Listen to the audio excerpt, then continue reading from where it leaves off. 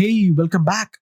My name is Sushant Satish, and I'm your instructor for this AZ 104 Azure Administrator Associate Certification Examination Series. We are still at Module 10. Module 10 is all about data protection. And in this video, we're going to learn about virtual machine backup. Let's have a look at the things what we're going to learn on this video. We will talk about virtual machine data protection. How can you protect different specific workloads within your virtual machines? And we will have a look into different options available for a virtual machine snapshot. What are the other ways you can do Azure backup using your Recovery Services Vault?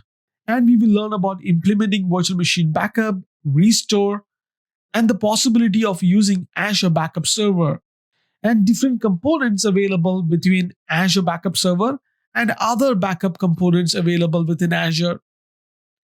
When you delete stuff within Azure Recovery Services Vault, what do you have to be aware of the soft delete?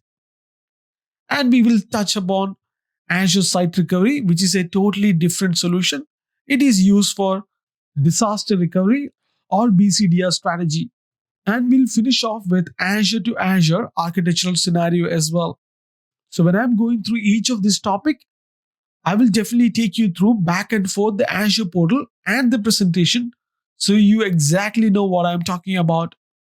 So without wasting any more time, let's get into it.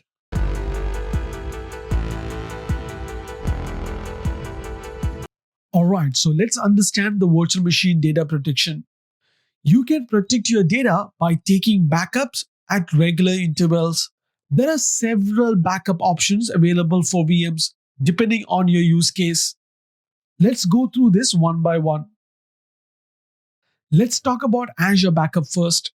For backing up Azure VMs running production workload, use Azure Backup. Azure Backup support application consistent backups for both Windows and Linux VMs. Azure Backups create recovery points that are stored in geo-redundant recovery vaults.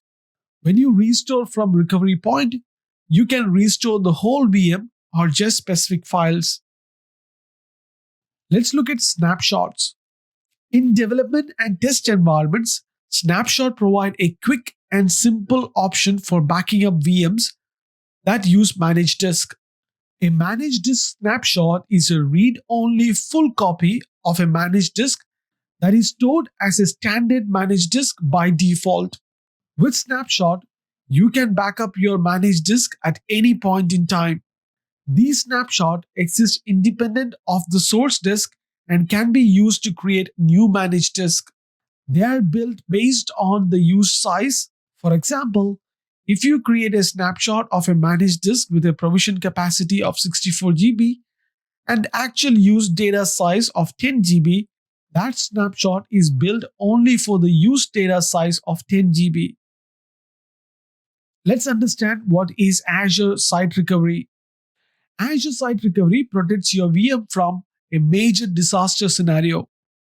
When a whole region experiences an outage due to a major natural disaster or widespread service interruption, you can configure Azure Site Recovery for your VMs so that you can recover your application with a single click in matter of minutes, and you can replicate to an Azure region of your choice as well. Let's understand the workload protection needs. There are several methods for backing up virtual machines. The first step is to enable backup for individual Azure virtual machines.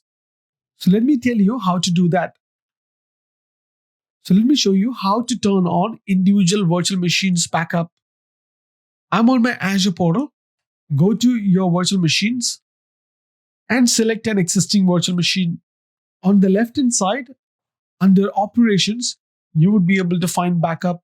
You can either select an existing Recovery Services Vault or create a brand new Recovery Services Vault for backing up this VM. I'm going to select an existing Recovery Services Vault we created. You can choose a default policy or you can create a brand new policy. So this is a good time for me to show what a policy looks like.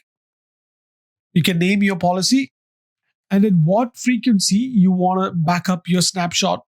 As you notice, for a daily backup, You can have only one snapshot per day, and you have an ability to retain instant recovery snapshot for how many days. So this is where you can define that. And what time of the day do you want to start the backup? And for how many number of days?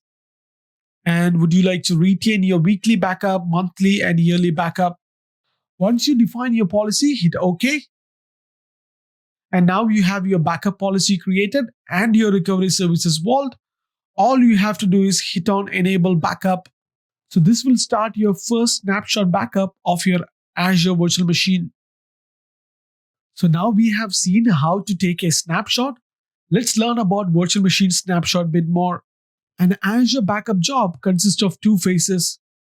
First, the virtual machine snapshot is taken, and second, the virtual machine snapshot is transferred to the Azure Recovery Services Vault. A recovery point is considered creating only after both steps are completed. As part of this upgrade, a recovery point is created as soon as a snapshot is finished, and the recovery point of snapshot type can be used to perform a restore using the same restore flow. You can identify this recovery point in the Azure portal by using snapshot as the recovery point type. And after the snapshot is transferred to the vault, the recovery point type changes to snapshot and vault. Let's have a look at the Recovery Services Vault VM backup options. I'm going to go back to the Azure portal and I'm going to go back to the Recovery Services Vault. So we just created a Recovery Services Vault for this demonstration. And under backup, this is where you would be able to see all the possible backup options. So we talked about backing up an Azure virtual machine. If you happen to have a storage account with an Azure file storage, then you can turn on the snapshot backup for that as well. Similarly, you would be able to back up your SQL Server and SAP HANA in Azure VM as well. So let me quickly show you how to back up your Azure file share. I'm going to go back to the storage account.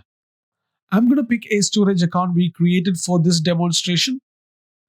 Scroll down to File Share or File Service and select the file share and click on File Share we created. Under Operation, this is where you can see the snapshots and you can schedule and configure the backup as well. Just like Azure VM Backup, you can create a new Recovery Services Vault and point the backup there and select an existing Recovery Services Vault and point the file share backup over there as well. You can choose to use an existing policy or you can have a brand new policy for your Azure file share snapshot backup. Let me go back to my Recovery Services Vault and I want to show you this time what are all the options available for you for an on-premises backup. I'm going to select on-prem. This is where you have an ability to have a backup for your Hyper-V virtual machines, VMware virtual machines, on-prem system state, and bare metal. Depending on the option you select, Azure will give you an ability to download and install the appropriate tool. For the Hyper-V, Azure offers you to install the Azure Microsoft Azure Backup Server. We call it as MABS, M-A-B-S. So you can download and install the server component and download the vault credentials and register your MABS server with your Recovery Services Vault. And this will give you an ability to back up your Hyper-V virtual machines. Let's understand the key steps while implementing your VM backups. Backing up Azure Virtual Machine using the Azure Backup is easy and follows a simple process. The first step, as we have seen in the previous example, is to create a Recovery Services Vault. So to back up your files and folders, you need to create a Recovery Services Vault in the region where you want to store the data. You also need to determine how you want your storage replicated, either geo-redundant or local redundant. By default, your vault has geo-redundant storage. The second step is to use the portal to define the backup. You can protect your data by taking snapshot of your data at defined intervals. These snapshots are known as recovery points, and they are stored in recovery services vault. And the third and final step is backup the virtual machine. The Azure VM agent must be installed on the virtual machine for the backup extension to work. However, if your VM was created from the Azure gallery, then the VM agent is already present on the virtual machine. VMs that are migrated from the on-premises data center would not have the VM agent installed. In this case, the VM agent needs to be installed. Once the virtual machine snapshots are safely in the recovery services vault, it is easy to recover them. Once you trigger the restore operation, the backup service creates a job for tracking the restore operation. And the backup service also creates and temporarily displays notification, so you can monitor how the backup is proceeding. Another method of backing up virtual machine is using Data Protection Manager or DPM or Microsoft Azure Backup Server, which is MAP server. This method can be used for specialized workloads, virtual machines, or files and folders and volumes. Specialized workloads can include SharePoint, Exchange, and SQL servers. There are several advantages of backing up machines and apps using MAP server. Backing up to maps provide app-aware backup optimized for common apps such as SQL Server, Exchange, and SharePoint. For on-premises machines, you don't need to install Mars agent on each machine you want to back up. Another advantage is if you want more flexibility and granular scheduling options, please try to leverage MAPS, which is Microsoft Azure Backup Server, for backing up your workload and server. Let's have a quick comparison to see what are the capabilities of Mars and MAPS. Mars is Recovery Services Agent and MAPS is Azure Backup Server. Mars protects the files and folders, wherein MAPS protects files and folders and volumes, VMs, applications, and workloads. Mars give you an ability to store all the data in the Recovery Services Vault, but MAPS give you Recovery Services Vault and a local attached disk as well. So this is sometimes very unique for your customer scenario. MAPS is the tool what you can use for storing data locally first and then moving the data back to the cloud for long-term storage and retention. So let's learn about soft delete. Azure Storage now offers soft delete for blob objects so that you can more easily recover your data when it is erroneously modified or deleted by an application or other storage account user. So how does the soft delete works? When enabled, soft delete enables you to save and recover your data when blobs or blob snapshots are deleted. This protection extends to blob data that is erased as the result of an overwrite. When the data is deleted, it transitions to soft delete state instead of being permanently deleted. When the soft delete is on and you overwrite data, a soft delete snapshot is generated to save the state of the overwritten data. And the soft delete objects are invisible unless explicitly listed. You can configure the amount of time soft delete data is recoverable before it is been permanently. So let me show you how you can configure the soft delete on a storage account. I'm on my Azure portal. I'm going to go back to a storage account and click on a storage account we created for this demonstration. On the left hand side, scroll down till you find File Service and click on Soft Delete. So by default, this is disabled. You can enable this and you can modify the retainment period of days you want to keep this soft delete data. Please note that soft delete is backwards compatible. So you don't have to make any changes to your application to take advantage of the protections this feature offers. Let's understand Azure Site Recovery. Site recovery helps ensure business continuity by keeping business apps and workloads running during outages. The site recovery replicates workload running on physical virtual machines from a primary site to a secondary location. The site recovery replicates workloads running on physical and virtual machine from a primary site to a secondary location. When an outage occurs at a primary site, you fail over to the secondary location and access apps from there. After the primary location is running again, you can fail back to it. Let's look at some of the replication scenarios. So before we look into the replication scenarios, let me quickly show you how you can enable the site recovery in the Azure portal. I'm on my Azure portal now. I'm going to go back to Recovery Services Vault. Select the Recovery Services Vault. Instead of backup, select Getting Started on Site Recovery. This is where you can start your first site recovery. Are you trying to protect your Azure virtual machine or VMware to Azure or Hyper-V to Azure? Depending on your scenario, you can pick up a solution.